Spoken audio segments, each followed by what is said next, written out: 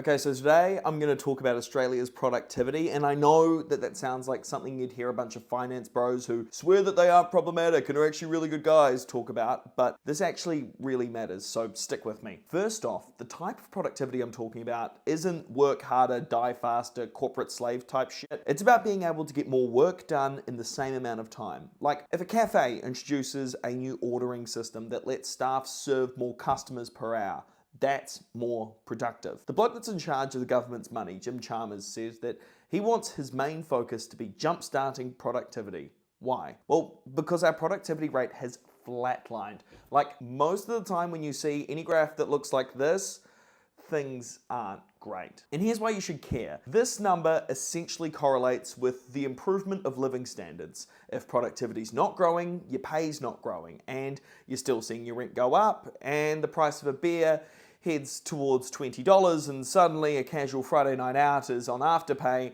for 3 weeks. So who or what is killing productivity? Well, contrary to what your uncle who watches Sky News like it'll determine whether he gets into heaven or not tells you, it's not weed or TikTok or vaping. Productivity Commission Chair Danielle Wood says that COVID played around with the data a bit, but even before the pandemic, we'd been stagnating in productivity, with the rate sitting at around 0.9% as of the 2022-23 financial year. Also, this isn't just an Australian problem. According to Danielle, this is happening in other developed countries as well. So, old mate has asked the Productivity Commission to find out how we get that number going up. Now, there's no silver bullet, but here's some of the things that they're looking at through 5 different inquiries. There's a few interesting ones here, like speeding up approvals for new energy infrastructure. This is essentially cutting red tape, which would seem pretty important given our net zero goals and the government's and experts' belief that renewable energy will make prices cheaper. The Commission also talks about AI's productivity potential and how we might utilize it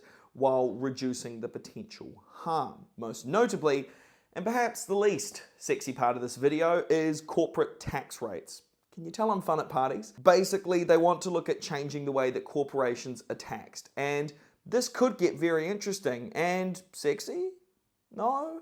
Maybe one day. See, since 2009, non-mining companies are investing less, about 3% less actually. That means that they aren't buying as much equipment, tech, tools, or anything that would make workers more, and here's that word again, productive. The Productivity Commission says the way that companies are taxed is one of the main ways a business decides what it's going to invest in. So, in its eyes, Australia would benefit from a simpler and more efficient tax system. This isn't a new idea. There's already been a number of reports and reviews that recommend a change. But they're not exactly saying, let's cut taxes and let billionaires go wild. We're not necessarily facing a future where the rich and powerful are just taxed less.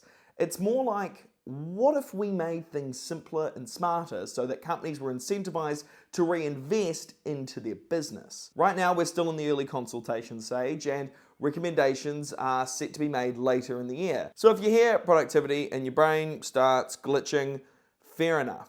But maybe don't ignore it completely. This is the stuff that quietly shapes most of our lives, and how good our lives can be.